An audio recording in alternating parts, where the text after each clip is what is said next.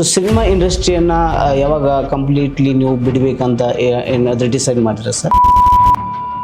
ಯಾವುದೋ ಒಂದು ದುಃಖ ನಿಮಗೆ ಇಲ್ಲಿ ತನಕ ನೀವು ಕ್ಯಾರಿ ಮಾಡ್ಕೊಂಡು ಬರ್ತಿದ್ದೀರಾ, ಅದು ಜನರಿಗೆ ಗೊತ್ತಿಲ್ಲ ಸರ್. ನಾನು ಅಮೆರಿಕದಲ್ಲಿ ನನಗೋಸ್ಕರ ಫೈಟ್ ಮಾಡೋದಕ್ಕಿಂತ ನಾನು ಹೆಂಗೆ ಈ ವ್ಯವಸ್ಥೆಯಲ್ಲಿ ಲಾಭ ಪಟ್ಟಿದ್ದೀನೋ ಅದೇ ವ್ಯವಸ್ಥೆ ವಿರುದ್ಧ ನಾನು ಫೈಟ್ ಮಾಡಬೇಕು ಅಂತ ನನಗೆ ಒಂದು ಕಾಲೇಜ್ನಲ್ಲಿ ಚಿಕ್ಕ ವಯಸ್ಸಿನ ಅರಿವು.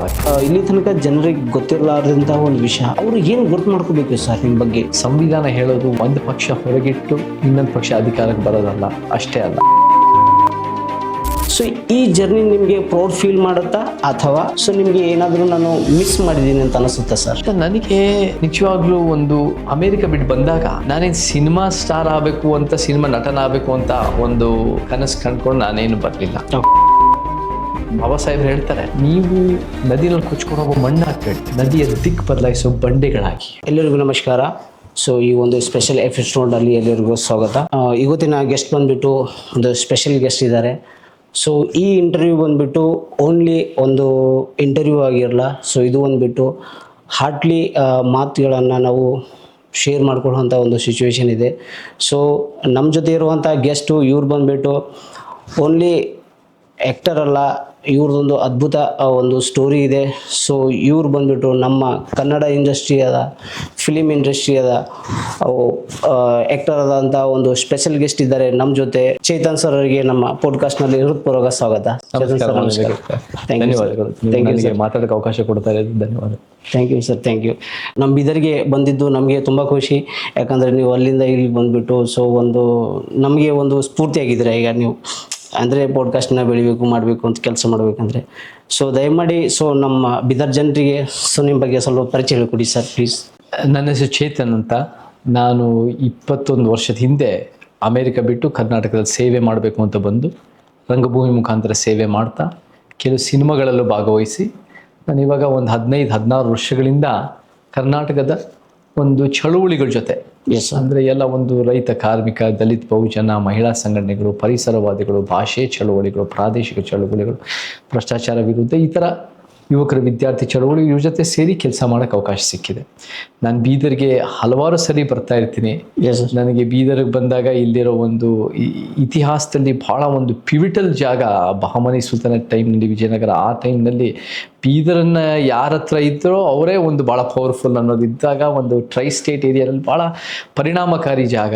ಮತ್ತು ಅದು ಕೋಟೆ ಆಗಿರ್ಬೋದು, ಮತ್ತು ಕೆರೆಸ್ ಅನ್ನೋ ಒಂದು ರೀತಿ ಈ ಅಂಡರ್ ಗ್ರೌಂಡ್ ಟನಲ್ಸ್ ಆಗಿರ್ಬೋದು, ಮತ್ತು ಮೊಹಮ್ಮದ್ ಗವಾನ್ ಅವರ ಒಂದು ರೀತಿ ಅಲ್ಲಿ ಯೂನಿವರ್ಸಿಟಿ ಆಗಿರ್ಬೋದು, ಬೇರೆ ಬೇರೆ ಅನೇಕ ವಿಚಾರಗಳು. ನನಗೆ ಬೀದರ್ ಅಂದರೆ ಭಾಳ ಫ್ಯಾಸಿನೇಟಿಂಗ್ ಜಾಗ. ನಾನು ಇತಿಹಾಸ ವಿದ್ಯಾರ್ಥಿ. ಮತ್ತು ನನಗೆ ಇಲ್ಲಿ ಬಂದಾಗ ಭಾಳ ಪ್ರೀತಿ ವಿಶ್ವಾಸ, ಜನನೂ ಭಾಳ ಪ್ರೀತಿ ಕೊಡ್ತಾರೆ. ಮತ್ತು ನನಗೂ ಕೂಡ ಅನೇಕ ಸಲ ಬರೋಕ್ಕೆ ಇಷ್ಟಪಡ್ತೀನಿ. ಸೊ ಇವತ್ತು ನೀವು ನಿಮ್ಮ ಪಾಡ್ಕ್ಯಾಸ್ಟ್ನಲ್ಲಿ ನನಗೆ ನಿಮ್ಮ ಜೊತೆ ನನ್ನ ವಿಚಾರ ಹಂಚ್ಕೊಳ್ಳೋಕೆ ಒಂದು ಅವಕಾಶ ಸಿಕ್ಕಿದ್ದಕ್ಕೆ ನಾನು ನಿಮಗೆ ಕೃತಜ್ಞತೆಗಳು ಹೇಳಕ್ಕೆ ಇಷ್ಟಪಡ್ತೀನಿ. ಎಸ್ ಎಸ್ ತುಂಬ ಥ್ಯಾಂಕ್ಸ್ ಸರ್. ಸರ್ ನಿಮ್ಮ ಬಗ್ಗೆ ಒಳ್ಳೆ ರೀತಿಯಿಂದ ಇಂಟ್ರೊಡಕ್ಷನ್ ಮಾಡಿಕೊಟ್ರಿ ಸರ್. ನಾವು ಈಗ ನಿಮ್ಗೆ ನೋಡ್ಬೇಕಂದ್ರೆ ಜನ ಭಾಳಷ್ಟು ನಿಮ್ಗೆ ಪ್ರೀತಿ ಮಾಡ್ತಾರೆ. ಜನ ನಮ್ಮ ಕರ್ನಾಟಕ ಜನ ಆಯಿತು, ಔಟ್ ಆಫ್ ಎಲ್ಲನೇ ಜನ ಆಯಿತು, ನೀವು ಭಾಳಷ್ಟು ಪ್ರೀತಿ ಮಾಡ್ತಾರೆ ಸರ್.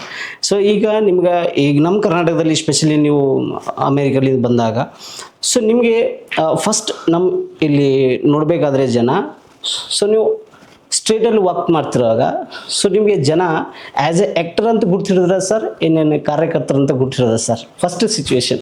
ಇಲ್ಲ, ನಾನು ಫಸ್ಟ್ ಬಂದಾಗ ರಂಗಭೂಮಿ ಅಧ್ಯಯನ ಮಾಡಕ್ಕೆ ಬಂದಿದ್ದು. ಯಾವ ಸರ್? ರಂಗಭೂಮಿ ಅಧ್ಯಯನ ಅಂದರೆ ರಂಗಭೂಮಿ ಮುಖಾಂತರ ಹಿಂಗೆ ಪರಿವರ್ತನೆ ತರ್ಬೋದು ಅಂತ ನನ್ನ ಉದ್ದೇಶ. ಯಾವಾಗಲೂ ಸಮಾಜಮುಖಿ ಯೋಚನೆಗಳೇ ಇದ್ದಿದ್ದು ಒಂದು ಚಿಕ್ಕ ವಯಸ್ಸಿಂದನೂ ಕೂಡ. ಸೊ ಕರ್ನಾಟಕಕ್ಕೆ ಬಂದಾಗ 21 ವರ್ಷದ ಹಿಂದೆ ಒಂದು ಯೂನಿವರ್ಸಿಟಿಗೆ ಇಲ್ಲಿ ಬೇರೆ ಬೇರೆದು ಒಂದು ನ್ಯಾಷನಲ್ ಸ್ಕೂಲ್ ಆಫ್ ಡ್ರಾಮಾ ಜೊತೆ ಕನೆಕ್ಷನ್ನು, ನೀನಾಸಂ ಜೊತೆ ಕನೆಕ್ಷನ್ನು, ಮತ್ತು ನಮಗೆ ರಂಗಾಯಣ ಜೊತೆ ಕನೆಕ್ಷನ್, ಈ ರೀತಿ ಕೆಲಸ ಮಾಡ್ತಾ ನಾನು ಅವಾಗ ಒಬ್ಬ ರಂಗಭೂಮಿ ವಿದ್ಯಾರ್ಥಿಯಾಗಿ ನಾನು ಕೆಲಸ ಮಾಡ್ತಾ ಇದ್ದೆ. ಅದರಿಂದ ಹಿಂಗೆ ಸಮಾಜಮುಖಿಯಾಗಿ ಕೆಲಸ ಮಾಡೋದು. ಆಮೇಲೆ ಒಂದು ಸ್ಟೇಜ್ ಆದಮೇಲೆ ನನಗೆ ಅನಿರೀಕ್ಷಿತವಾಗಿ ಸಿನಿಮಾ ಸಿಕ್ತು. Right sir. So cinema actor ಆಗಿ ನನಗೆ 2007 ಆ ದಿನಗಳು, ಅದು ಡೈರೆಕ್ಟರು ಮತ್ತು ಕ್ರಿಯೇಟರು, ಅದು ಅಗ್ನಿಶ್ರೀಧರ್ ಇಂಥವರಿಂದ ನನಗೆ ಆ ಸಿನಿಮಾ ಸಕ್ಸಸ್ ಆಯಿತು. ಆದರೆ ನನಗೆ ಆ ದಿನಗಳು ಚೇತನ್ ಅಂತ ಹೆಸರು ಬಂತು. ಆ್ಯಕ್ಚುಲಿ ಅವರು they deserve the name more than me. ಆದರೆ ನನಗೆ ಅದರಿಂದ ಒಂದು ಸ್ವಲ್ಪ ಸಿನಿಮಾದಿಂದ ಗುರುತು ಸಿಕ್ತು, ಮತ್ತು ಸಿನಿಮಾ ನಟನಾಗೂ ಎಷ್ಟೋ ವರ್ಷ ನಾನು ಮಾಡಿದೆ ಹೆಚ್ಚಾಗಿ. ಬಟ್ ನಾವು ಆ ಸಿನಿಮಾ ಮಾಡ್ತಿರೋ ಸಂದರ್ಭದಲ್ಲೂ ಕೂಡ ನಾನು ಸಮಾಜಮುಖಿಯಾಗಿ ಕೆಲಸ ಮಾಡ್ತಾ ಇದ್ದೆ. ಸೇವೆ ಕೆಲಸಗಳು, ಸಮಾಜ ಸೇವೆ ಕೆಲಸಗಳು, ಜನಪರವಾದ ಕೆಲಸಗಳು, ಯಾಕಂದರೆ ಆ ಉದ್ದೇಶ ಇಟ್ಕೊಂಡೇ ಬಂದಿತ್ತು. ಆಮೇಲೆ ನಮಗೆ 2011ನಲ್ಲಿ ಆ್ಯಂಟಿ ಕರಪ್ಷನ್ನು, ಆ ಹೋರಾಟ ಅದು ಭಾಳ ದೊಡ್ಡ ಮಟ್ಟದ ದೇಶಾದ್ಯಂತ ಹೋರಾಟ. ಅಣ್ಣಾ ಹಜಾರೆ ಹೋರಾಟ, ಅದು ಇಟ್ಸ್ ವೆರಿ ನೆಸೆಸರಿ ಹೋರಾಟ. ಅದು ನನ್ನ ಮೊದಲನೇ ಹೋರಾಟ. ಆಮೇಲೆ ಎಂಡೋಸಲ್ಫಿನ್ನ ಹೋರಾಟ 2013ರಿಂದ ಈ ಥರದ ಹೋರಾಟಗಳು ಶುರು ಮಾಡಿದ್ಮೇಲೆ ಜನರಿಗೆ ಒಂದು ಬಹುಶಃ ನಮ್ಮ ದೇಶದಲ್ಲಿ ಭಾಳ ಜನ ಇದ್ದೀವಿ, ಭಾಳ ಜನ ಬೇರೆ ಬೇರೆ ವಿಚಾರಗಳು, ಬೇರೆ ಬೇರೆ ರೀತಿ ನೋಡ್ತಾರೆ, ಬೇರೆ ಬೇರೆ ಅಭಿಪ್ರಾಯಗಳು ವ್ಯಕ್ತಪಡಿಸ್ತಾ ಇರ್ತಾರೆ. ಎಷ್ಟೋ ವರ್ಷ ನನ್ನನ್ನು ಏನೋ ಮಾತಾಡ್ತಾ ಇದ್ದಾನೆ ಅಂತ ಅನಿಸಿರ್ಬೋದು. ಹೌದು ಸರ್. ಬಟ್ ಇತ್ತೀಚೆಗೆ ಒಂದು 2-3 ವರ್ಷಗಳಿಂದ ನನಗೆ ಚೇತನ್ ಹೇಳೋದ್ರಲ್ಲಿ ಒಂದು ಭಾಳ ಸತ್ಯ ಇರ್ಬೋದು, ಚೇತನ್ ಬೇರೆ ದೃಷ್ಟಿಕೋನದಿಂದ ನೋಡ್ತಾ ಇದ್ದಾನೆ, ಇದು ಕೂಡ ನಾವು ಈ ರೀತಿ ನೋಡಿದ್ರೆ ನಮ್ಮ ರಾಜ್ಯಕ್ಕೆ, ನಮ್ಮ ಕಲ್ಯಾಣ ಕರ್ನಾಟಕಕ್ಕೆ, ನಮ್ಮ ಇಡೀ ಕರ್ನಾಟಕಕ್ಕೆ, ನಮ್ಮ ದೇಶಕ್ಕೆ ಒಳ್ಳೇದಾಗತ್ತೆ.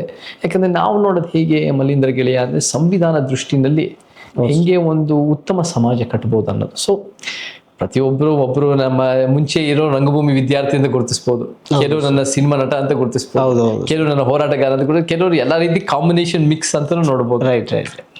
ವ್ಯಕ್ತಿ ಮೇಲೆ ಡಿಪೆಂಡ್ ಆಗುತ್ತೆ. ರೈಟ್ ಸರ್, ನಿಜ ಸರ್. ಯಾಕಂದರೆ ನೀವು ಸ್ಟಾರ್ಟಿಂಗ್ ಬಂದಾಗ ಡ್ರಾಮಾ ಇದು ಇನ್ಸ್ಟಿಟ್ಯೂಟ್ನಲ್ಲಿ ನೀವು ಕಲೆಗಾರನಾಗಿ ಅದರಲ್ಲಿ ಇದು ಮಾಡಿಬಿಟ್ಟು ದೆನ್ ಅಲ್ಲಿಂದ ನಿಮ್ಗೆ ಗುರುತಿಸಲ್ಪಡ್ತಾರೆ. ಬಟ್ ಅದನ್ನೇ ಜನ ಔಟ್ ಆಫ್ ನ್ಯೂಸ್ ಹೊರಗೆ ಬಂದಾಗ, ಒಂದು ಲೆವೆಲಿಂದ ಕಲಿಯೋ ಒಂದು ಸ್ಟೇಜ್ಲಿಂದ ಹೊರಗೆ ಬಂದಾಗ, ಸೊ ನೀವು ಮಾಡಿದಂಥ ಕಾರ್ಯಗಳು ಅಂದರೆ ಆ್ಯಕ್ಟಿಂಗ ಏನು ಕಾರ್ಯಕರ್ತ ಆ್ಯಕ್ಟಿಂಗ್ ಅಂತ ಕ್ವಶನ್ ಸರ್. ಒಂದು ಹೇಳ್ತೀನಿ ಮಲೇಂದ್ರ ಗೆಳೆಯ, ನಮಗೆ ವಿವಾದಗಳು ಭಾಳ ಆಗಿದೆ. ಹೌದು ಸರ್. ಸೊ ಜನರಿಗೆ, ಬಟ್ ನಮ್ಮ ಜನನು ಕೂಡ ಭಾಳ ಓಪನ್ ಮೈಂಡೆಡ್.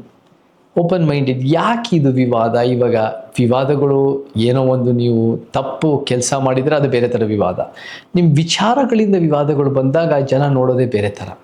ಜನ ಯಾಕೆ ಹಿಂಗೆ ಹೇಳ್ತಾ ಇದ್ದೀನಿ, ಇದರಲ್ಲೇನಾದ್ರು ಸತ್ಯ ಇದೆಯಾ? ಸೊ ಮೇಯ್ನ್ ಏನು ಗೊತ್ತಾ ಮಲೇಂದ್ರ ಗೆಳೆಯ, ನಾವು ಒಂದು ಸಮಾಜಕ್ಕೆ ಒಂದು ಹೀಗೂ ನೋಡ್ಬೋದಾ, ಹೀಗೂ ವಿಶ್ಲೇಷಿಸ್ಬೋದಾ? ಯಾಕಂದರೆ ನಾನೊಬ್ಬ ನಟನಾದಾಗ, ರಂಗಭೂಮಿ ನಟ ಆಗಿರ್ಬೋದು ಅಥವಾ ಸಿನಿಮಾ ನಟ ಆಗಿರ್ಬೋದು, ನನ್ನ ಆಲೋಚನೆಗಳು ಮುಖ್ಯ ಆಗಲ್ಲ.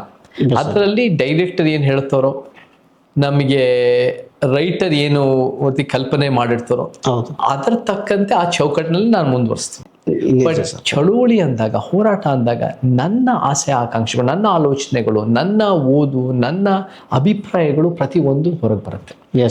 So the question is which is more me ಅಂದಾಗ, the activism is more me.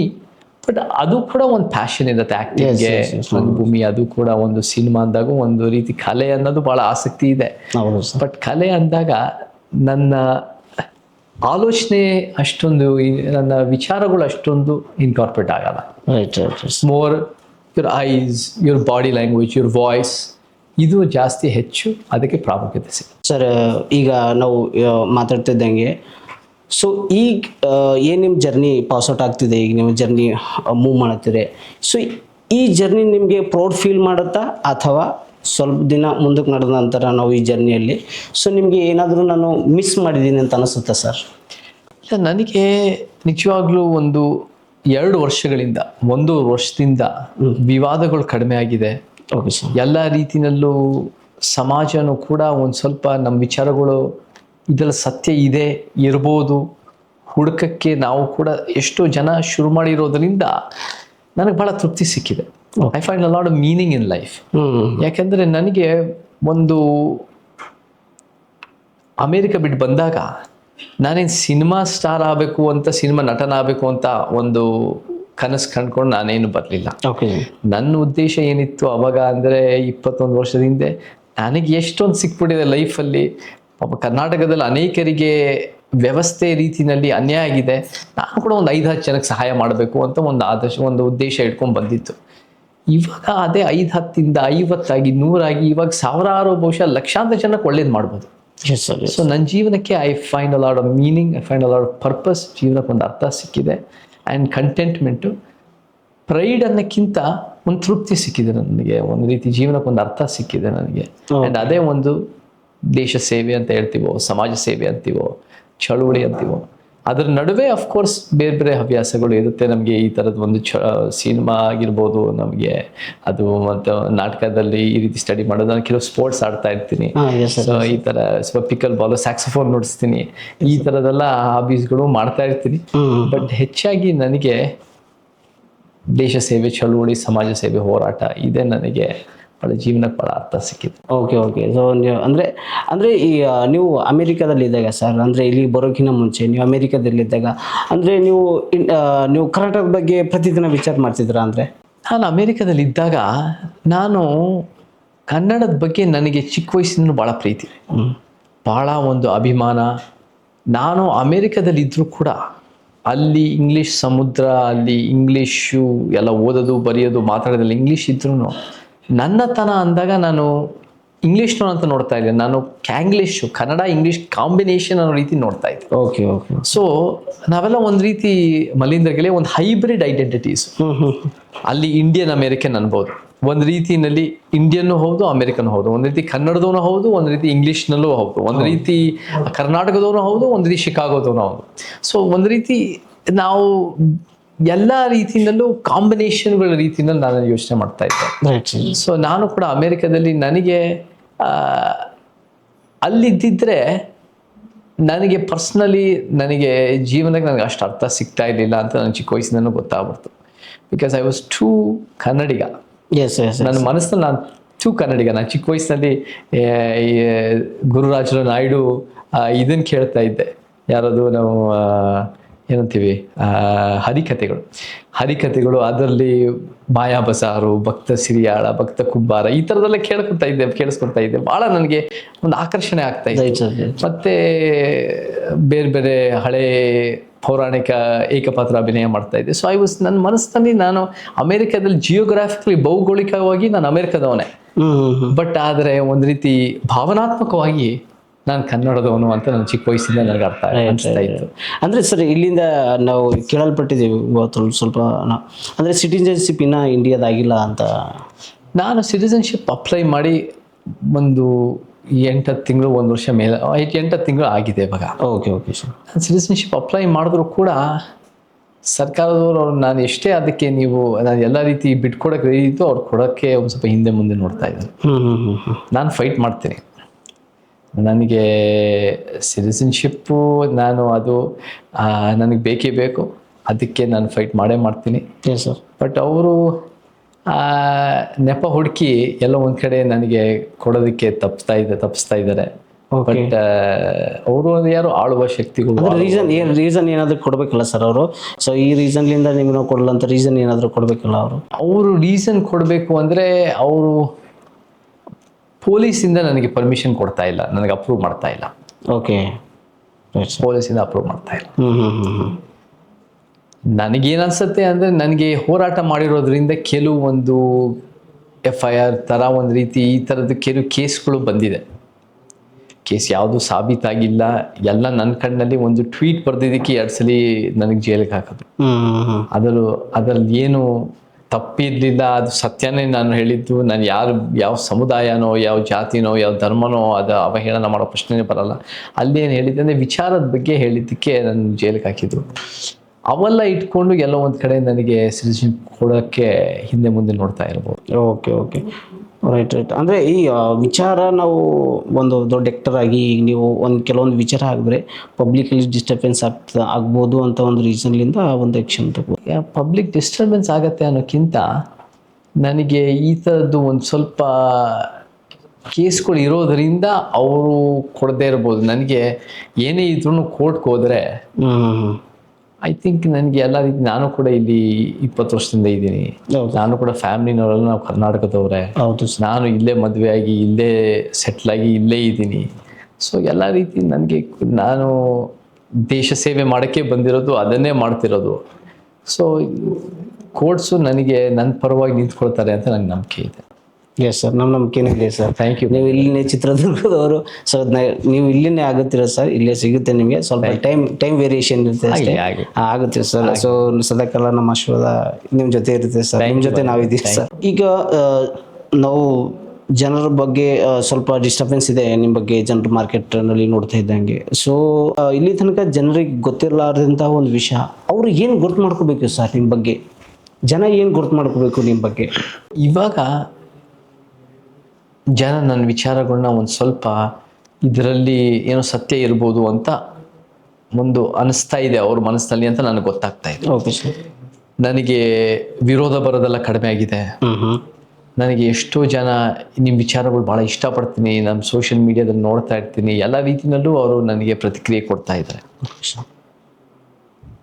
America ದೇಶನೂ ಕೂಡ ಅಲ್ಲಿ ಬೇರೆ ಬೇರೆ ಥರ ತಾರತಮ್ಯ, ವ್ಯವಸ್ಥಿತ ತಾರತಮ್ಯ ಇದೆ. ಬಟ್ ಯೂನಿವರ್ಸಿಟಿನ ನಾನು ಓದಿದಾಗ ಏಲ್ ಯೂನಿವರ್ಸಿಟಿನ 4 ವರ್ಷ ವಾಸ್ ಎಕ್ಸ್ಟ್ರಾರ್ಡಿನರಿ ಯೂನಿವರ್ಸಿಟಿ ಅದು ಮಲೇಂದ್ರ ಗೆಳೆಯ. Yes sir. ಆ ಏಲ್ ಯೂನಿವರ್ಸಿಟಿ ಅಲ್ಲಿ ನಿಜವಾಗ್ಲೂ ಒಂದು ಉತ್ತಮ ಸಮಾಜ ನಾನು ನೋಡಿದೆ. 4 ವರ್ಷ ಯಾವ ಒಂದು ವರ್ಣ ಭೇದ ಭಾವನೆ ಇಲ್ಲದೆ, ಯಾವ ಒಂದು ಲಿಂಗ ಭೇದ ಭಾವನೆ ಇಲ್ಲದೆ, ಯಾವ ಒಂದು ಆರ್ಥಿಕ ತಾರತಮ್ಯ ಇಲ್ಲದೆ, ಯಾವ ಒಂದು ಆ ಥರದ್ದು ಯಾವುದೂ ಇಲ್ಲದೆ ಅಮೆರಿಕ ಸಮಾಜದಲ್ಲಿ ಇದೆ, ಯೂನಿವರ್ಸಿಟಿನಲ್ಲಿ ಇಲ್ಲ. ಸೊ ಅಂಥ ಒಂದು ಉತ್ತಮ ಸಮಾಜ ನಾವು ಕನಸು ಕಂಡ್ರೆ ಅದರ ತಕ್ಕಂತೆ ಕೆಲಸ ಮಾಡಿದ್ರೆ ನಾವು ಕೂಡ ಮುಂದಿನ ತಲೆಮಾರುಗಳಿಗೆ ಒಂದು ಉತ್ತಮ ಸಮಾಜನ ರೂಪಿಸ್ಬೋದು, ಆ ದಿಕ್ಕಿನಲ್ಲಿ ನಾವು ಹೋಗ್ಬೋದು. So that is the goal. ನಮ್ಮ ಗುರಿ ಅನ್ನೋದು ನಮ್ದು ನೋಡಿ, ಯಾವ ಜಾತಿಯವ್ರ ವಿರುದ್ಧ ಅಲ್ಲ, ಯಾವ ಧರ್ಮದವ್ರ ವಿರುದ್ಧ ಅಲ್ಲ, ಯಾವ ಭಾಷಿಕರ ವಿರುದ್ಧ ಅಲ್ಲ. ನಮಗೆ ಈ ಅಸಮಾನತೆ ಮತ್ತು ಅನ್ಯಾಯದ ವ್ಯವಸ್ಥೆನೇ ನಮ್ಗೆ ಶತ್ರು. ಅಂದ್ರೆ ಅಸಮಾನತೆ ಅಸಮಾನತೆ ಅಂದ್ರೆ ನಮ್ಗೆ ಬೇರೆ ಬೇರೆ ಥರ ಅಸಮಾನತೆ ಇದೆ. ನಿಮಗೆ ಅಫ್ಕೋರ್ಸ್ ನಿಮಗೆ ಆರ್ಥಿಕ ಅಸಮಾನತೆ ಇದೆ, ನಮಗೆ ಜಾತಿ ಲಿಂಗದ ಅಸಮಾನತೆ ಇದೆ, ನಮಗೆ ಭಾಷೆಯ ಅಸಮಾನತೆ ಇದೆ, ನಮಗೆ ಶಿಕ್ಷಣ, ಆರೋಗ್ಯ, ಸಾಂಸ್ಕೃತಿಕ, ಕ್ರೀಡೆ, ಉದ್ಯೋಗ ಎಲ್ಲ ಥರ ಅಸಮಾನತೆಗಳಿದೆ. ಎಲ್ಲ ಈ ಒಂದಕ್ಕೊಂದು ಇಂಟರ್ಕನೆಕ್ಟ್ ಆಗ್ಬಿಟ್ಟಿದೆ. ನಾವು ಆ ಎಲ್ಲ ಅಸಮಾನತೆಗಳು ಕಿತ್ತಾಕಬೇಕು ಅಂದರೆ ಮಲೇಂದ್ರ ಗೆಳೆಯ ನಮಗೆ ಒಂದು ಅಹಿಂಸಾವಾದದ ಪರಿವರ್ತನೆಯ ಪ್ರತಿರೋಧದ ಕ್ರಾಂತಿ ಬೇಕು. ಅದೇ ಒಂದು ಸಮ ಸಮಾಜ. ಸೊ ಆ ಸಮ ಸಮಾಜ ಕಟ್ಟಕ್ಕೆ ನಾನು ಇಷ್ಟು ವರ್ಷದಿಂದ ಪ್ರಾಮಾಣಿಕವಾಗಿ ಪ್ರಯತ್ನ ಪಡ್ತಾ ಇದ್ದೀನಿ. ನಾನು ಕೂಡ ಸ್ಟಡಿ ಮಾಡಿದ್ದೆ ಸೌತ್ ಏಷ್ಯನ್ ಬಗ್ಗೆನೇ. ನಾನು ಅಮೆರಿಕದಲ್ಲಿ ಏಲ್ ಯೂನಿವರ್ಸಿಟಿಯಲ್ಲಿ ಓದಿದಾಗ ನಾನು ಡಿಗ್ರಿ ಮಾಡಿದ್ದೆ ಈ ಭಾರತದ ಉಪಖಂಡದ ಬಗ್ಗೆ, ಮತ್ತು ಇಂಡಿಯಾ, ಪಾಕಿಸ್ತಾನ್, ಬಾಂಗ್ಲಾದೇಶ್, ನೇಪಾಲ್, ಶ್ರೀಲಂಕಾ, ಈ ರೀತಿಯೆಲ್ಲ ಸ್ಟಡಿ, ಮಾಲ್ಡೀವ್ಸ್, ಭೂತಾನ್. ಸೊ ಇಲ್ಲಿ ನಾವು ಇತಿಹಾಸ, ಸಾಹಿತ್ಯ, ಮಾನವಶಾಸ್ತ್ರ, ಅರ್ಥಶಾಸ್ತ್ರ ಎಲ್ಲ ವಿಚಾರ ಓದಿ ನಾವು ಹೆಂಗೆ ಒಂದು ಉತ್ತಮ ಸಮಾಜದ ಸಮಸ್ಯೆಗಳಿಗೆ ಪರಿಹಾರ ಕೊಡ್ಬೋದು, ಹೆಂಗೆ ಉತ್ತಮ ಸಮಾಜ ಕಟ್ಬೋದು ಅಂತ ನಮ್ಮ ಮೂಲ ಉದ್ದೇಶ ಕಡೆ ಬಂದಿದ್ದು. ಇವಾಗ ಆ ಕನಸನ್ನು ನನ್ನ ಕೈಲಾದಷ್ಟು ಅದನ್ನು ನನಸು ಮಾಡೋಕ್ಕೆ ಒಂದು ಕೆಲಸ ಮಾಡ್ತಾರೆ. ಜನರಿಗೆ ಏನು ಅರ್ಥ ಮಾಡ್ಕೋಬೇಕು ಅಂದರೆ ನಮ್ಮ ಉದ್ದೇಶ ಒಂದು ಉತ್ತಮ ಸಮಾಜ. ಆ ಉತ್ತಮ ಸಮಾಜಕ್ಕೆ ಹೆಂಗೆ ನಾವೆಲ್ಲ ಪ್ರಾಮಾಣಿಕವಾಗಿ ಸಂವಿಧಾನದ ಅಡಿಯಲ್ಲಿ, ಕಾನೂನು ಅಡಿಯಲ್ಲಿ ಒಂದು ವಿಚಾರಗಳ ಮುಖಾಂತರ, ಜನಸೇವೆ ಮುಖಾಂತರ, ಚಳುವಳಿ ಮುಖಾಂತರ ಹೆಂಗೆ ನಾವು ಜನರಿಗೆ ಅಂಥ ಉತ್ತಮ ಸಮಾಜ ರೂಪಿಸ್ಬೋದು ಅನ್ನೋದು ಜನರಿಗೆ ಅರಿವಾದರೆ ಸಮ ಸಮಾಜ ಆವಾಗಲೇ ನಿಜವಾಗ್ಲೂ ಆ ಒಂದು ಅವ್ರಿಗೆ ಅನ್ಸಿದ್ರೆ, ಗೊತ್ತಾದರೆ ಆವಾಗ ನಮ್ಮ ಜೊತೆ ಇನ್ನೂ ಜಾಸ್ತಿ ಜನ ನಮ್ಮ ಜೊತೆ ನಿಂತ್ಕೊಳ್ತಾರೆ ಅನ್ನೋ ಭರವಸೆ ನನಗಿದೆ. ರೈಟ್. ಸೊ ಅಂದರೆ ಈಗ ನೀವು ಹೇಳೋ ಪ್ರಕಾರ ಅಂದರೆ ಜನ ಏನು ತಿಳ್ಕೋಬೇಕು ನಿಮ್ಮ ಬಗ್ಗೆ ಅಂದರೆ, ಏನು ಸಂವಿಧಾನ ಏನಿದೆಯೋ, ಸೊ ಸಂವಿಧಾನ ಯಾವ ರೀತಿ ಇದೆಯೋ, ಸೊ ಅದರಂಗೆನೇ ಸಮಾಜ ಅನ್ನೋದು ಕಟ್ಟಬೇಕು. ಭಾಳ ಚೆನ್ನಾಗಿ ಹೇಳಿದ್ದೀರ ಮಲೇಂದ್ರ ಗೆಳೆಯ. Yes sir. ಸಂವಿಧಾನ ಹೇಳೋದೇ ಒಂದು ಸಮ ಸಮಾಜ. ಹೌದು ಸರ್. ಸಂವಿಧಾನ ಹೇಳೋದು ಒಂದು ಪಕ್ಷ ಹೊರಗಿಟ್ಟು ಇನ್ನೊಂದು ಪಕ್ಷ ಅಧಿಕಾರಕ್ಕೆ ಬರೋದಲ್ಲ, ಅಷ್ಟೇ ಅಲ್ಲ. ಒಂದು ಪಕ್ಷದನ್ನ ವಿರೋಧ ಮಾಡಿಕೊಂಡು ನಾವು ಮಾತ್ರ ಸಂವಿಧಾನ ಎತ್ತಿ ಹಿಡಿತೀವಿ ಅಲ್ಲ. ಸಂವಿಧಾನ ಹೇಳೋದು ಒಂದು ಉತ್ತಮ ಸಮಾಜ ಕಟ್ಟಿ, ಒಂದು ಸಮ ಸಮಾಜ ಕಟ್ಟಿ, ಒಂದು ಸಮಾನತೆ, ನ್ಯಾಯ ಮತ್ತು ವೈಜ್ಞಾನಿಕತೆ ಮುಖಾಂತರ ದೇಶನ ಕಟ್ಟಿ ಅಂತ ಹೇಳುತ್ತೆ ಅಂತ. ಅದು ನನ್ನ ಒಂದು ಇಂಟರ್ಪ್ರಿಟೇಷನ್ ಮತ್ತು ನನ್ನ ಕೂಡ ಒಂದು ಗ್ರಹಿಕೆ. Yes sir. So that is what the constitution cess. Yes sir. So ಆ ದಿಕ್ಕಿನಲ್ಲಿ ನಾವು ಕೆಲಸ ಮಾಡ್ತಾ ಇದ್ದೀವಿ. ಆ ಚೌಕಟ್ಟು ನಮಗೆ ಎಲ್ಲ ರೀತಿ ಡೆಮಾಕ್ರಸಿ, ಎಲ್ಲ ರೀತಿ ನಮಗೆ ಈ ರೀತಿ ಒಳ್ಳೆ ಕೆಲಸ ಮಾಡೋಕ್ಕೆ ಅವಕಾಶ ಕೊಟ್ಟಿದೆ. ಅದನ್ನು ನಾವು ಮುಂದುವರಿಸ್ಬೇಕಷ್ಟೇ. ನಾವು ಜನರ ವ್ಯಕ್ತಿಗಳನ್ನ ಬದಲಾಯಿಸಕ್ಕೆ ಹೋಗ್ತಾ ಇಲ್ಲ, ವ್ಯವಸ್ಥೆಯಲ್ಲಿ ಪರಿವರ್ತನೆ ತರೋದು ನಮ್ಮ. Yes sir. Yes yes. ಇದು ಅದ್ಭುತ ಮಾತು ಸರ್, ಇದು ಅದ್ಭುತ ಮಾತು. ನಾವು ವ್ಯಕ್ತಿಗಳನ್ನ ಬದಲಾಯಿಸಕ್ಕೆ ಹೋಗ್ತಾ ಇಲ್ಲ, ವ್ಯಕ್ತಿಗಳು ಬದಲಾಯಿಸ್ತಾ ಇಲ್ಲ. ಬರೋಬರ್ ರೈಟ್. ಯಾಕಂದ್ರೆ ವ್ಯಕ್ತಿಗಳನ್ನ ನಾವು ನಮ್ಮನ್ನೇ ತಿದ್ಕೋಬೇಕು, ನಾವು ನಮ್ಮನ್ನೇ ಉತ್ತಮ ಮನುಷ್ಯರಾಗೋದು ನಮ್ಮ ಉದ್ದೇಶ. ಬಟ್ ವ್ಯವಸ್ಥೆಗೆ ನಾವು ಪರಿವರ್ತನೆ ತರಲೇಬೇಕು. ಈ ವ್ಯವಸ್ಥೆನೇ ಅನ್ಯಾಯವಾಗಿದೆ. ನನ್ನಂತೂ ಎಲ್ಲ ರೀತಿ ಸಿಗ್ತಾನೇ ಇದೆ, ಬೆಳೀತಾ ಇದ್ದೀವಿ. ಬೇರೆ ಕಲ್ಯಾಣ ಕರ್ನಾಟಕದವರು, ನಮಗೆ ಎಷ್ಟೋ ಒಂದು ಬಡವರು, ನಮ್ಮ ಶೋಷಿತ ವರ್ಗ, ನಮಗೆ ಭಾಳ ಒಂದು ರೀತಿ ಶಿಕ್ಷಣದ ವಂಚಿತರು, ಈ ರೀತಿ ಎಲ್ಲ ರೀತಿ ಜೀವ ಒಂದು ಬದುಕಕ್ಕೆ, ಒಂದು ಬಾಡಿಗೆ ಕಟ್ಟಕ್ಕೆ, ಒಂದು ಲೈಫನ್ನು ಒಂದು ರೀತಿ ಒಂದು ಮಟ್ಟಕ್ಕೆ ತರಕ್ಕೆ ಭಾಳ ಕಷ್ಟ ಆಗ್ತಾ ಇದೆ. ಬೆಳೆದಿರೋರೇ ಬೆಳೀತಾ ಇದ್ದಾರೆ, ಬೇರೆ ಎಲ್ಲರಿಗೂ ಕಷ್ಟ ಆಗ್ತಾ ಇದೆ. This is the system we live in. So ಆ ವ್ಯವಸ್ಥೆಗೆ ನಾವು ಪರಿವರ್ತನೆ ತರಲೇಬೇಕು. ಇಲ್ಲ ಅಂದರೆ ಕರ್ನಾಟಕಕ್ಕೂ ಒಳ್ಳೇದಾಗಲ್ಲ, ಭಾರತಕ್ಕೂ ಒಳ್ಳೇದಾಗಲ್ಲ. ಬೆಳೆದಿರೋರೇ ಬೆಳ್ಕೊಳ್ತಾ ಇರ್ತಾರೆ, ಅವ್ರ ಮಕ್ಕಳು ಮೊಮ್ಮಕ್ಕಳೇ ಚೆನ್ನಾಗಿ ಆಗ್ತಾ ಇರ್ತಾರೆ, ಬೇರೆ ಇನ್ನೆಲ್ಲರಿಗೂ ನಿರ್ಲಕ್ಷ್ಯ ಆಗ್ತಾ ಇದೆ. ಈ ಖಂಡಿತ ಸರ್, ಇದೇ ಆಗ್ತಿದೆ ಸರ್. ಈಗ ನೋಡ್ಬೇಕಂದ್ರೆ ನಾವು ಸಮಾಜದಲ್ಲಿ ಇದೇ ಆಗ್ತಿದೆ. ಸೊ ಅವಕಾಶಗಳು ಬರ್ತಾ ಬರ್ತಾ ತುಂಬ ಕಡಿಮೆ ಆಗ್ತಿದೆ. ಸೊ ನಾವು ಗೌರ್ಮೆಂಟ್ ವೇಕೆನ್ಸೀಸ್ ನೋಡ್ತಿದ್ರೆ ನಮ್ಮ ತುಂಬ ಕಡಿಮೆ ಆಗಿದೆ ಸರ್. ಈಗ ಬಂದುಬಿಟ್ರೆ ತುಂಬ ಕಡಿಮೆ ಆಗಿದೆ. ಸೊ ಈಗಂತೂ ಈ ಕಡೆ ನಮ್ಮ ಕಡೆಂತೂ ಬೀದರ್ ಲೊಕೇಶನ್ ಅಂತೂ ಏನೂ ಇಲ್ಲ ಸರ್, 0. ಸೊ 2015 ಸ್ವಲ್ಪ ಏನೋ ಇತ್ತು ಅವಾಗ. ಸೊ ಈಗ ಬಂದುಬಿಟ್ರೆ ಏನೋ 0 ಆಗಿಬಿಟ್ಟಿದೆ, ಎಲ್ಲ ಲಾಕ್ಡೌನ್. ನಮಗೆ ಅದೇ ಭಾಳ ಜನ, ನಾನೇನು ಕೇಳ್ಪಟ್ಟಿದ್ದೀನಿ, ಇದು ಭಾಳ ಜನ ಯುವಕರು ಬೇರೆ ಬೇರೆ ಕಡೆ ಮುಂಬೈಗೋ, ಹೈದರಾಬಾದ್ಗೋ, ಬೆಂಗಳೂರಿಗೋ, ಬೇರೆ ಬೇರೆ ಕಡೆ ಹೋಗ್ಬೇಕಾಗತ್ತೆ. ನಾವು ಬೆಂಗಳೂರಲ್ಲೇ, ಫಾರ್ ಎಕ್ಸಾಂಪಲ್ ಬೆಂಗಳೂರು ಕ್ಯಾಪಿಟಲ್, ಬೆಂಗಳೂರಲ್ಲೇ ನಾವು ಎಲ್ಲ ರೀತಿ ಅಭಿವೃದ್ಧಿ ಫೋಕಸ್ಸು, ಅಲ್ಲೇ IT ಸೆಕ್ಟರು, ಅಲ್ಲೇ ಭೂಮಿ, ಅಲ್ಲೇ ಬೇರೆ ಬೇರೆ ರೀತಿ ನಾವು ನೋಡ್ತಾ ಇದ್ರೆ ಈ ಭಾಗಗಳೆಲ್ಲ ನೆಗ್ಲೆಕ್ಟ್ ಆಗ್ತವೆ. ಖಂಡಿತ ಸರ್. ಈ ಭಾಗಗಳಿಗೆ ಬೆಳವಣಿಗೆ ಇಲ್ಲ. ಈ ಭಾಗದ ಜನರಿಗೆ ಕಲ್ಯಾಣ ಕರ್ನಾಟಕ, ಕಿತ್ತೂರು ಕರ್ನಾಟಕ, ನಮ್ಮ ಉತ್ತರ ಕರ್ನಾಟಕ ಜನರಿಗೆ ಒಂದು ಸೆಕೆಂಡ್ ರೇಟ್ ಕರ್ನಾಟಕದವ್ರು ಆಗ್ತಾ ಇದ್ದಾರೆ ಬೈ ಗವರ್ಮೆಂಟ್ ಪ್ರಾಕ್ಟೀಸ್ ಇಲ್ಲ. ಸೊ ನಾವೇನು ಮಾಡಬೇಕು ಅಂದರೆ, ಇವಾಗ ಏನು ಸಿಸ್ಟಮ್ ಇದೆಯೋ ಅದನ್ನೆಲ್ಲ ಫುಲ್ಲು ಉಲ್ಟಾ ಮಾಡಬೇಕು. ಬೆಂಗಳೂರು ಫೋಕಸ್ ಅಲ್ಲ, ಕಲ್ಯಾಣ ಕರ್ನಾಟಕ ಫೋಕಸ್ ಆಗಬೇಕು.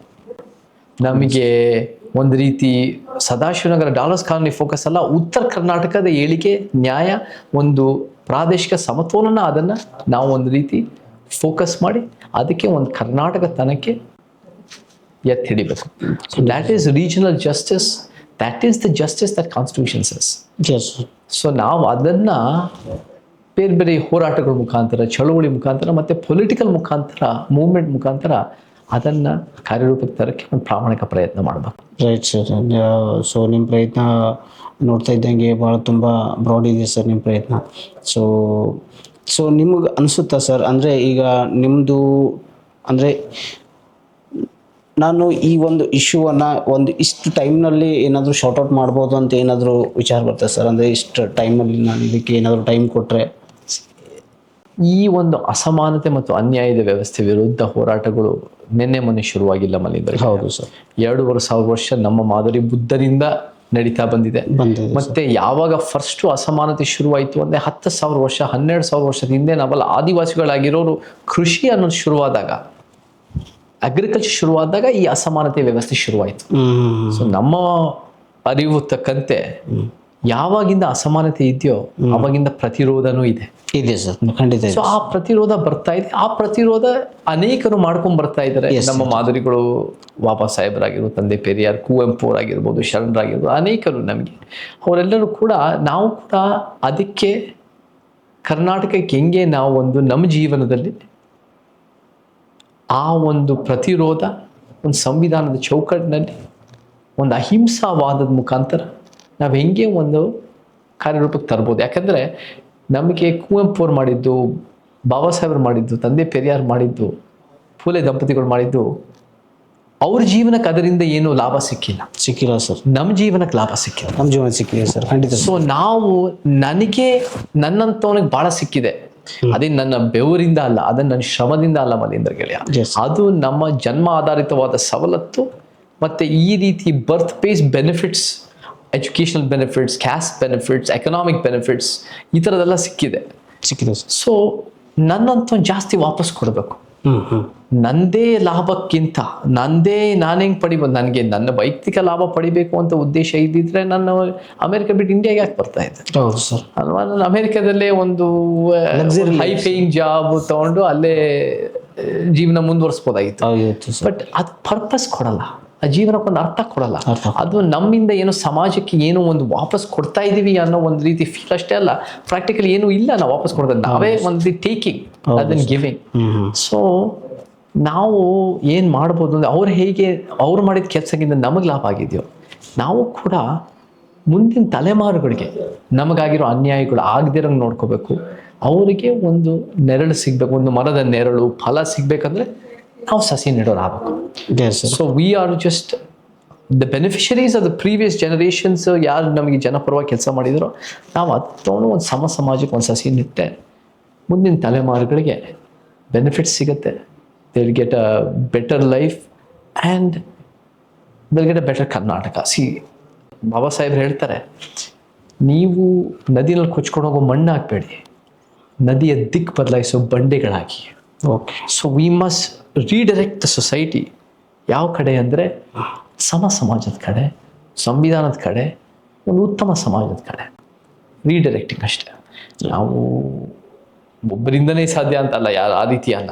ನಾವೆಲ್ಲರೂ ಜೊತೆಗೆ ಸೇರಿ ಒಂದು ಈ ವಿಚಾರಗಳು ಒಬ್ಬರೊಬ್ಬರಿಂದ ಕಲ್ತ್ಕೊಂಡು, ಯಾಕಂದರೆ ಪ್ರತಿಯೊಂದು ಮನುಷ್ಯನಿಂದ ನಮಗೆ ಗೊತ್ತಿಲ್ಲದೆ ಇರೋದು, ಪ್ರತಿಯೊಂದು ಮನುಷ್ಯನಿಂದ ಬೇಕಾದಷ್ಟು ಕಲಿಯೋದಿದ್ದೇ ಇಲ್ಲ. ಹೌದು ಸರ್. ನಾವು ಅವ್ರಿಗೆ ಗೊತ್ತಿದ್ರೆ ನಮಗೂ ಸ್ವಲ್ಪ ಗೊತ್ತಿರ್ಬೋದು. S yes. ಸೊ ನಾವು ಪ್ರತಿಯೊಂದು ವಿಚಾರ ಹಂಚ್ಕೊಂಡು ನಾವು ಅದನ್ನು ಕಟ್ತಾ ಬಂದರೆ we are strong Karnataka.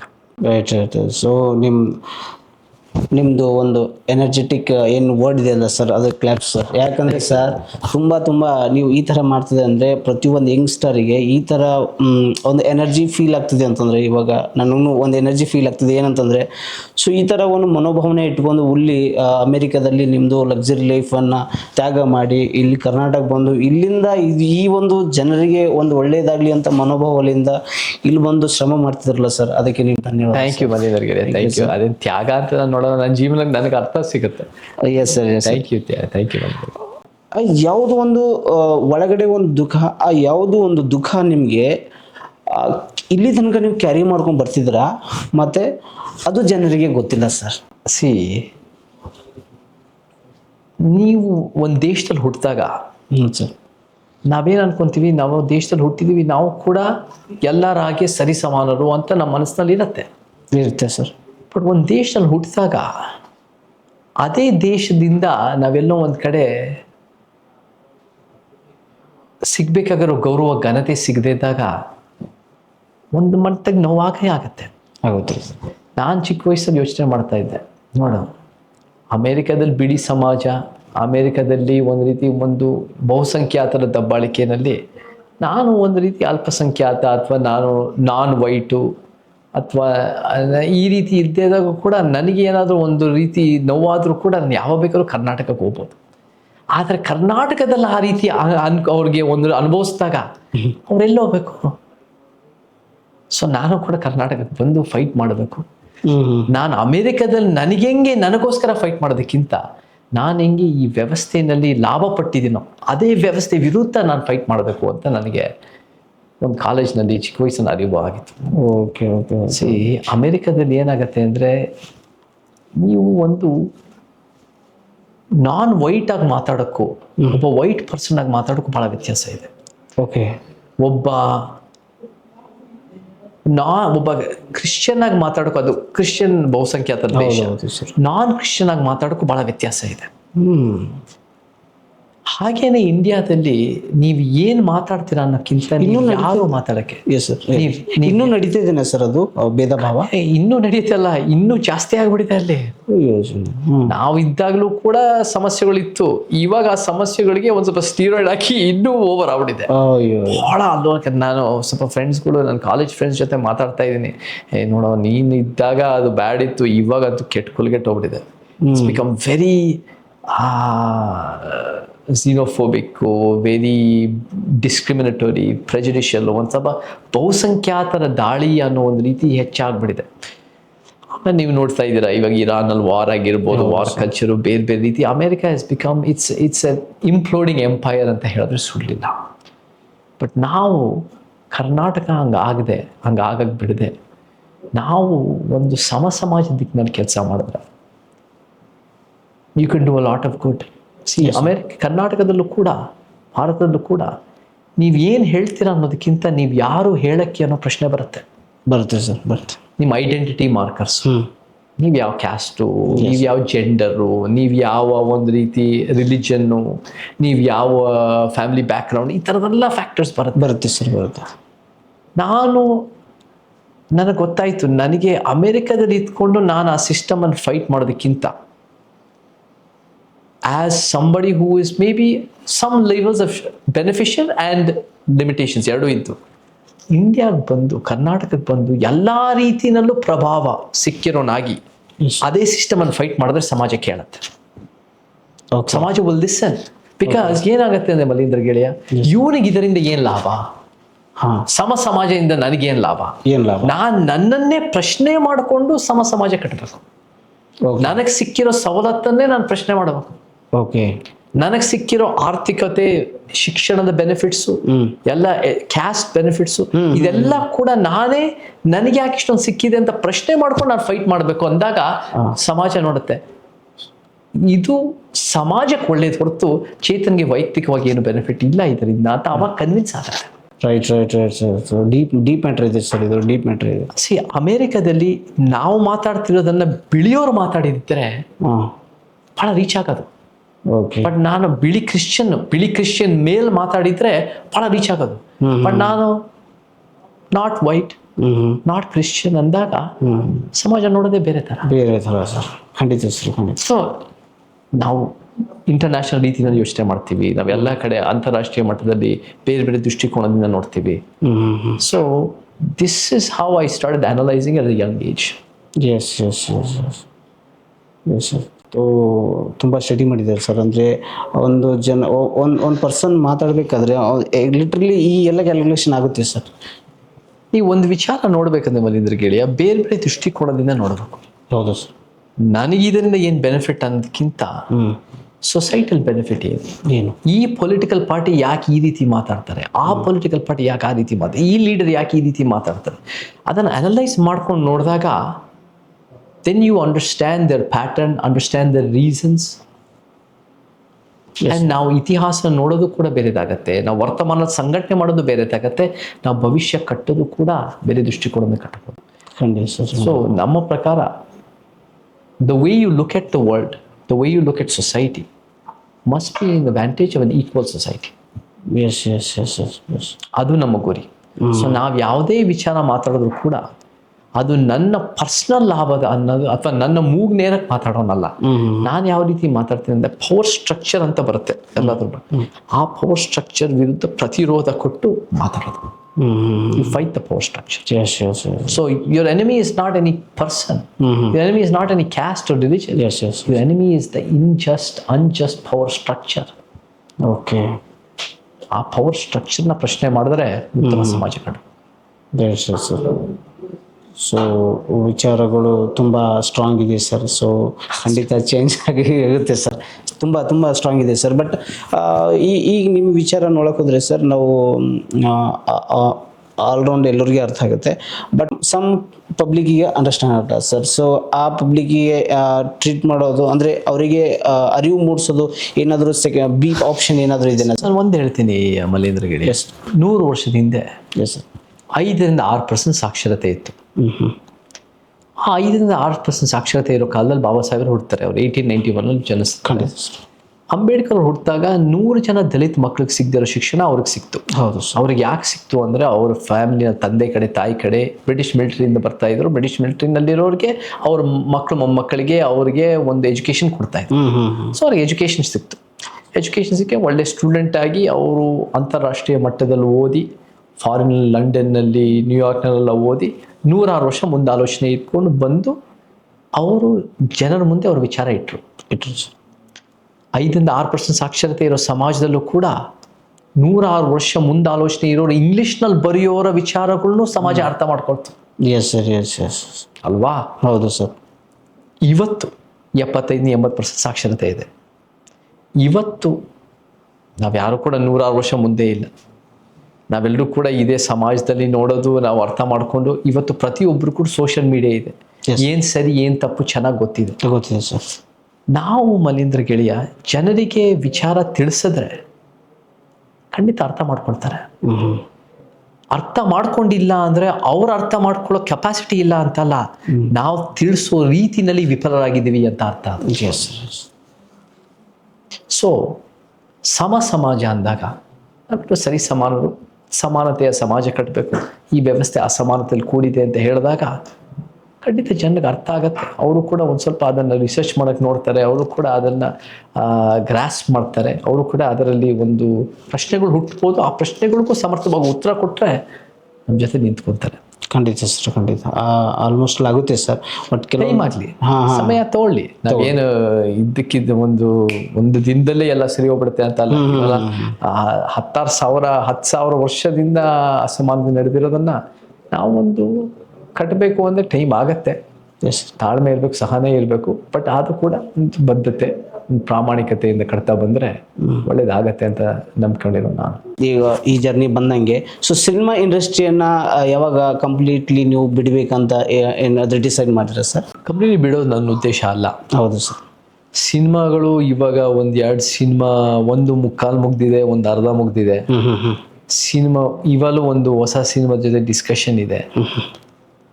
Cinema ಅನ್ನೋದು ಕೂಡ ಇವಾಗ ಎಸ್ಪೆಷಲಿ ಇನ್ ದ ಪಾಸ್ಟ್ 1.5 ವರ್ಷದಲ್ಲಿ ನಮ್ಮ ವಿಚಾರಗಳು ಕಾಂಟ್ರವರ್ಸಿ ಎಲ್ಲ ಕಡಿಮೆ ಆಗಿರೋದ್ರಿಂದ ಮತ್ತು ಜನನು ಕೂಡ ಅದನ್ನು ಒಪ್ಕೊಳ್ತಿರೋದ್ರಿಂದ ಸಿನಿಮಾಗಳು ಬಹುಶಃ ಸ್ವಲ್ಪ ಜಾಸ್ತಿ ಬರೋ ಸಾಧ್ಯತೆಗಳು ಇರ್ಬೋದು.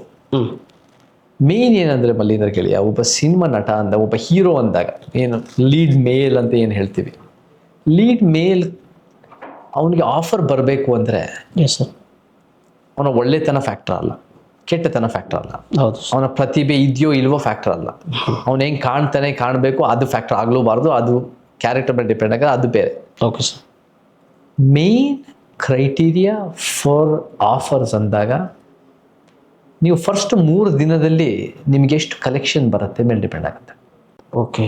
ನೀವು ಎಷ್ಟು ಥಿಯೇಟರ್ ತುಂಬಿಸ್ತೀರಾ, OTT ನಲ್ಲಿ ಎಷ್ಟು ಬರುತ್ತೆ, ಸ್ಯಾಟಲೈಟ್ ರೈಟ್ಸ್ ಎಷ್ಟು ಬರುತ್ತೆ, the market forces in the first 3 days according to you, ಅದರ ಮೇಲೆ ನಿಮ್ಮ ಒಂದು ಸಿನಿಮಾದಲ್ಲಿ ವ್ಯಾಲ್ಯೂ. ಓಕೆ. ಸೊ ನನಗೆ ನನ್ನ ನೆಕ್ಸ್ಟ್ ಸಿನಿಮಾ ಯಾವಾಗ ಬರುತ್ತೋ ಆ ನೆಕ್ಸ್ಟ್ ಸಿನಿಮಾ ಒಂದು ಆದಷ್ಟು ಬೇಗ ಬಂದಾಗ ನನಗೆ ಯಾವುದಾದ್ರೂ ಒಂದು ಸ್ವಲ್ಪ ನನಗೆ ಒಂದು ಫಸ್ಟ್ 3 daysನಲ್ಲಿ ಮತ್ತೆ ಒಂದು ಸ್ವಲ್ಪ ಕಲೆಕ್ಷನ್ಸ್ ಬಂತು, ಒಂದು ಸ್ವಲ್ಪ ಜನರಿಗೂ ಕೂಡ ಈ ಸಿನಿಮಾ ಚೆನ್ನಾಗಿದೆ ಅಂತ ಅನ್ಸಿದ್ರೆ ಮತ್ತೆ ಸಿನಿಮಾ ಆಫರ್ಗಳು ಬಂದೇ ಬರ್ತವೆ. Yes yes. See, industry is not interested are you doing good work, are you doing bad work. Okay.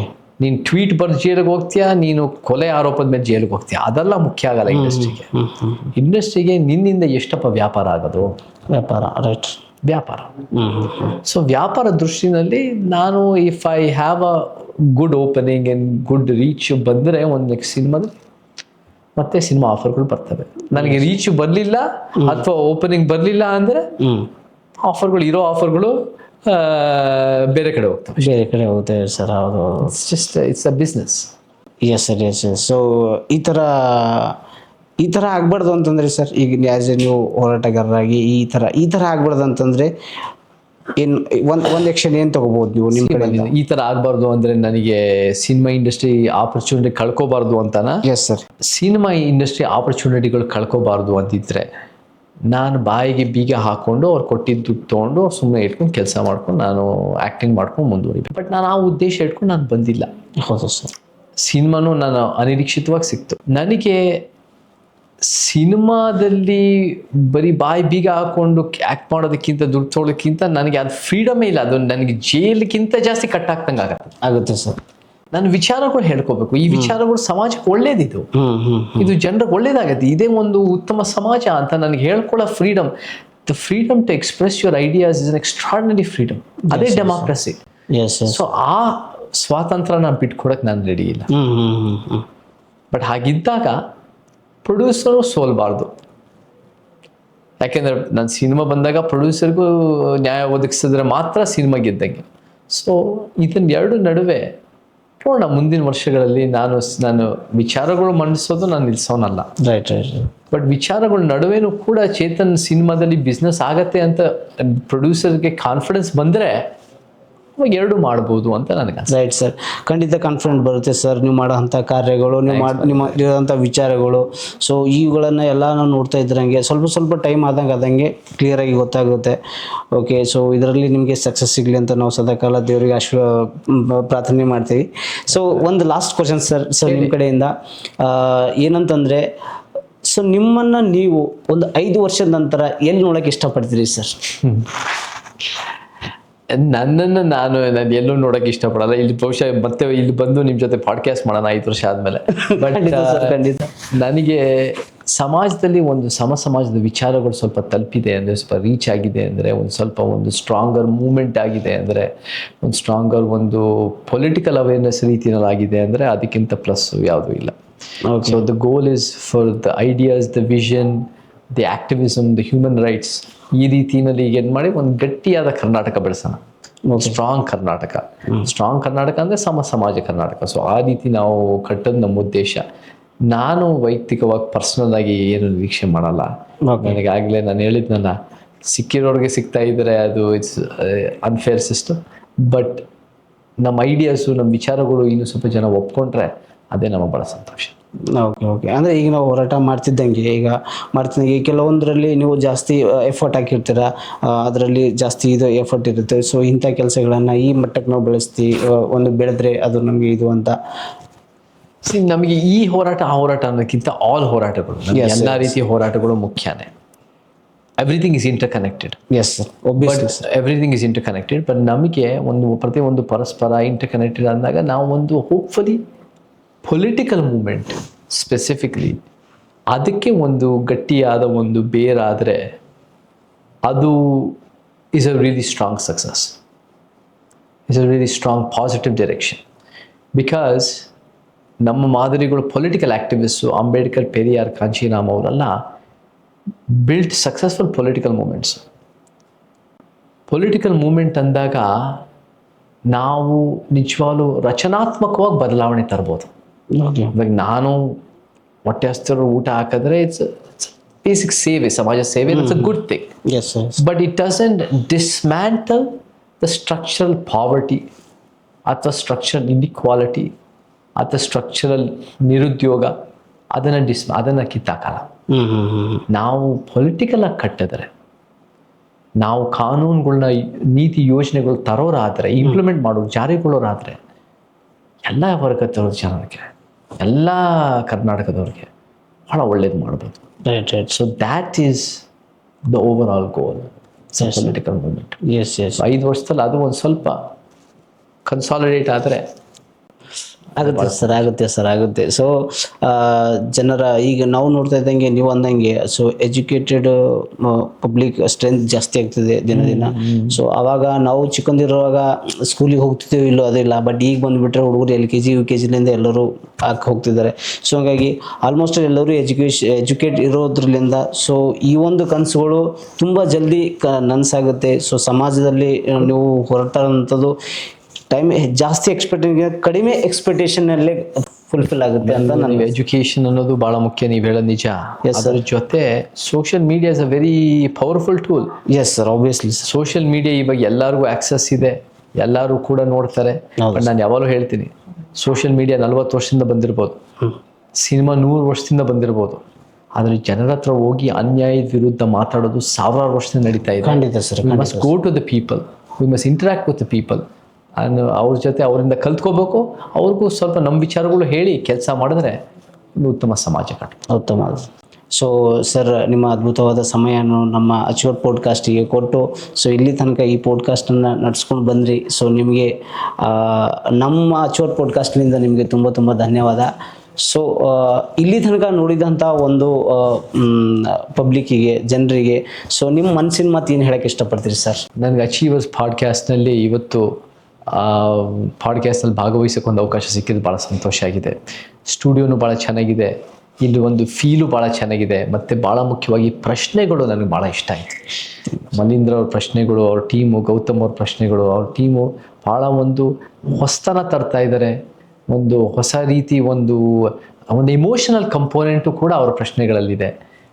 So ಅದು ಕೂಡ ನಮಗೆ ಯಾವುದೇ ಸಿನಿಮಾ ಗೆಲ್ಲಬೇಕು ಅಂದರೆ, ಎಷ್ಟೇ ಒಂದು ಕತೆ ಇದ್ದರೂ ಕೂಡ ಒಂದು ಭಾವನಾತ್ಮಕ ಒಂದು ಅಂಶ ಇಲ್ಲ ಅಂದರೆ ಆ ಸಿನಿಮಾಗೆ ಯಶಸ್ಸಾಗೋದು ಕಷ್ಟ. ಯಾವುದೇ ಒಂದು ಪಾಡ್ಕಾಸ್ಟ್ ಸಕ್ಸಸ್ ಆಗಬೇಕು ಅಂದರೆ ಆ ಇಮೋಷನಲ್ ಕಂಪೋನೆಂಟು ಭಾಳ ಮುಖ್ಯ. ಅಚೀವರ್ಸು ಅದನ್ನು ತರ್ತಾ ಇದ್ದಾರೆ. Keep up the good work, ಒಳ್ಳೆಯದಾಗಲಿ. ಆ್ಯಂಡ್ ಇದೇ ರೀತಿ ಬೀದರ್ ಆಗಲಿ, ಇಡೀ ಅಖಂಡ ಕರ್ನಾಟಕ ಮತ್ತು ಎಲ್ಲ ದೇಶಾದ್ಯಂತ ಅಚೀವರ್ಸ್ ವಿಚಾರಗಳು ರೀಚ್ ಆಗಲಿ ಅಂತ ನಾನು ಹಾರೈಸ್ತೀನಿ.